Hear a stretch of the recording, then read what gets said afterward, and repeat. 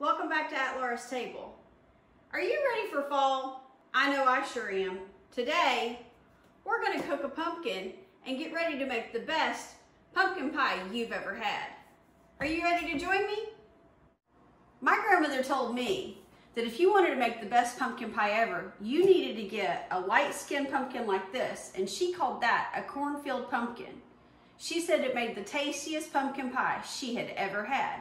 And I am not one to argue with my grandmother. So let's get started.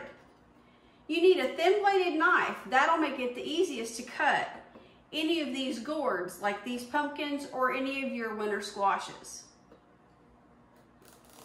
Make sure you use a good cutting board too. Make sure to keep your hand out of the way at the same time.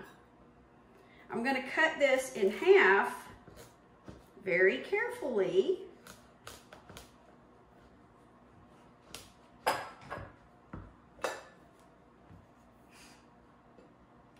Then I'm going to scoop the seeds out. Oops, see, he just popped in half. See that?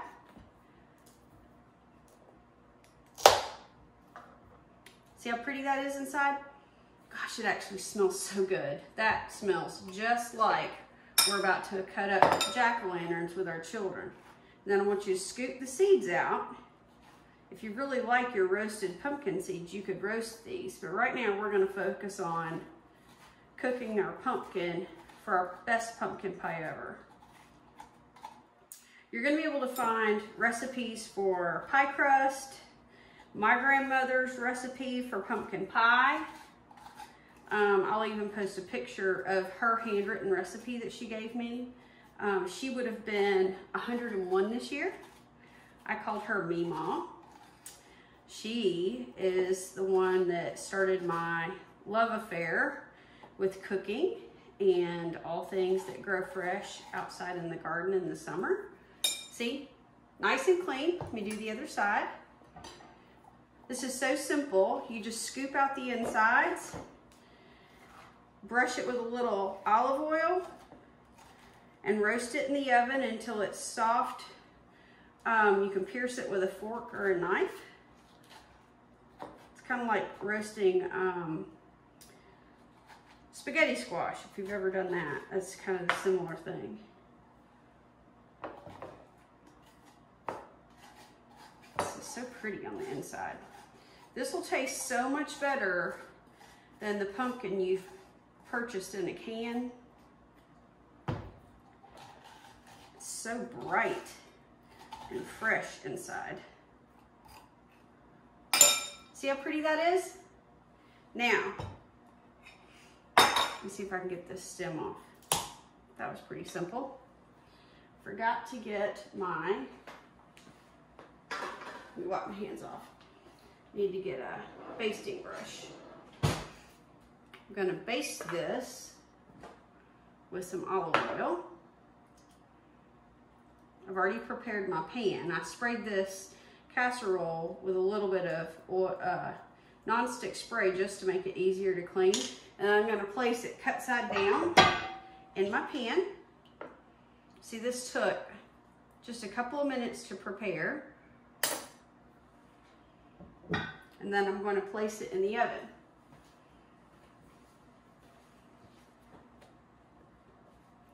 See, we're actually cooking here.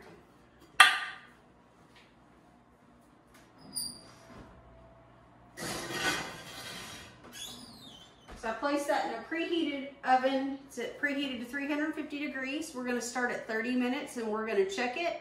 See if it pierces easily with a knife or a fork. If it needs a little more time, we'll do that in 10-minute increments. We'll check back in a little while. Okay, so we're back. My pumpkin actually took an hour to bake, but now it's fork tender. See how soft that is? You can actually peel the skin off really easily. You can either peel the skin off or you can flip the pumpkin over. Oh, see how hot that is? I wish you could smell this. And you could scoop the flesh out. Still a little bit hot to touch. And scoop it into your bowl. Just make sure you don't get any of the skin. See, I have a little piece of skin. I just put that back in my dish. This is gonna make the best pumpkin pie you've ever had.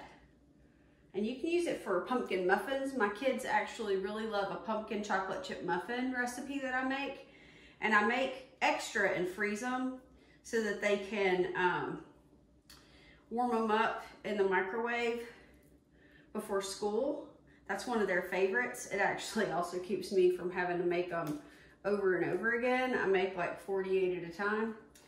That reduces the workload for me. So I know all those moms out there like to reduce the workload. Just make more at one time. So you guys don't have to watch me break this down right now. I'll just show you in a little while how to put the pie together. So friends, we're back working on my grandmother's homemade pumpkin pie. Earlier, we baked our pumpkin, and I want to show you what I did to prepare the pumpkin. I used a regular wire mesh strainer. If you don't have a wire mesh strainer, you can also use your colander like you use for your spaghetti noodles or any pasta, and I put it over a bowl that's just a little larger. And I put my hot pumpkin, it doesn't have to be hot, but mine was hot. You saw me earlier peel my pumpkin skin off my pumpkin, or you can scoop it out with a spoon. And I put it to drain for about an hour because there's a lot of water in that and you don't want that in your pie. Now mine is cooled. I'm gonna add 2 cups of pumpkin to 1 cup of sugar. See how exact I'm being with this? That's good. There's 1.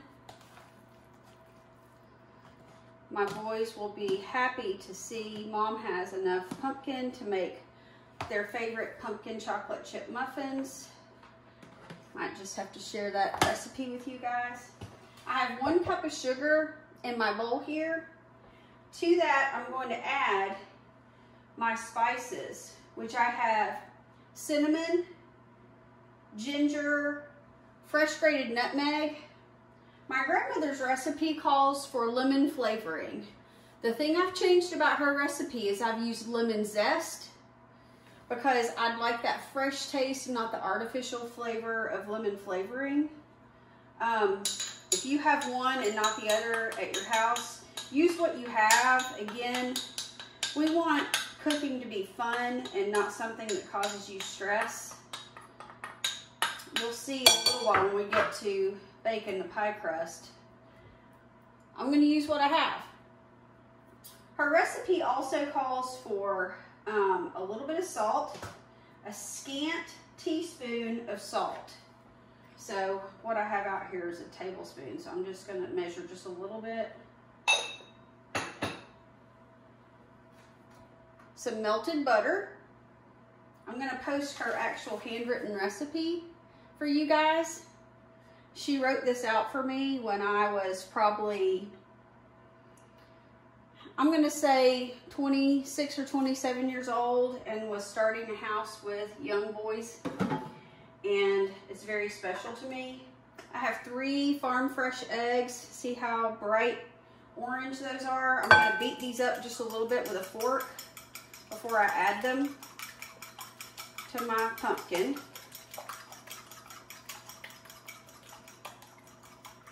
And then we just have 1 more ingredient before we get to mixing this. Let's get all that yummy goodness. Look how bright those yolks are. That is some farm fresh eggs. Molasses is our last ingredient, and I'm going to show you a little trick I like to use. I like to spray my measuring utensils with cooking spray if I'm going to be measuring anything sticky like honey, molasses, things like that, corn syrup, because it makes it come out so easy and I get all the yummy goodness. See that? I need 2 tablespoons. Let me make sure that's right. That's right, 2 tablespoons of molasses. This is going to add such a depth of flavor to this pie.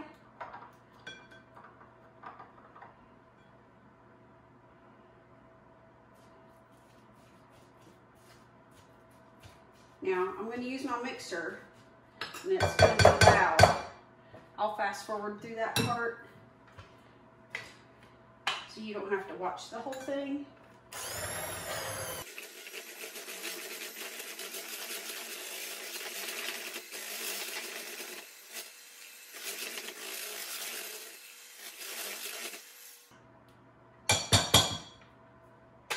So, that's all well incorporated.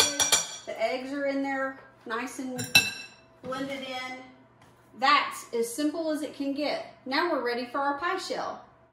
Okay friends, it's finally time to take the pie crust out and add our filling.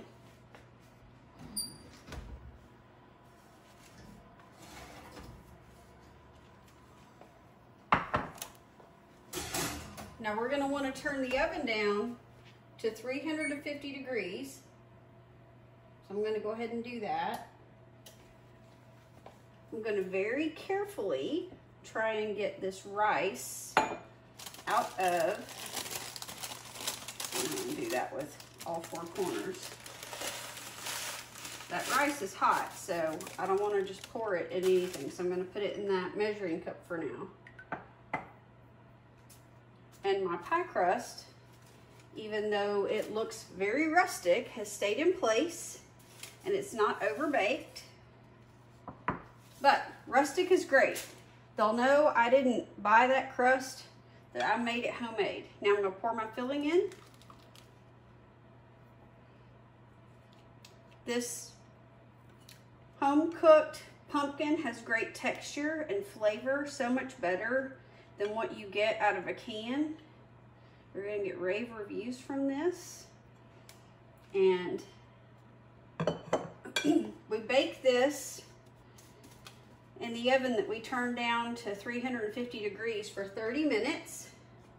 My grandmother's little note here says that she would take a butter knife and stick it in the center of the pie, and if it comes out clean after 30 minutes, the pie's done. So I'm going to put this back in the oven and we'll check back in 30 minutes. Okay, it's time to get out our pie. Let's check it and see if it's done.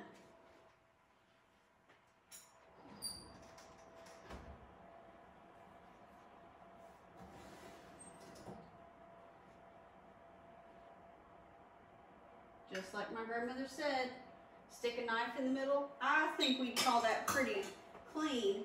We don't want our pie to be dry. We worked too hard on this. Now that is a pretty pie. I'll get you a close-up shot of it in just a second. This pie actually took 50 minutes to cook. That's what happens when you're using an older recipe. Sometimes it takes a little longer than maybe Grandma remembered. So you just go with it, and I do my best to give you the information when I have it. Thank you for joining me. I'm gonna post my Meemaw's recipe on my website. All the instructions on how to cook your own pumpkin from fresh pumpkin, how to construct your pie, and there'll be a separate video on how to make your own pie crust.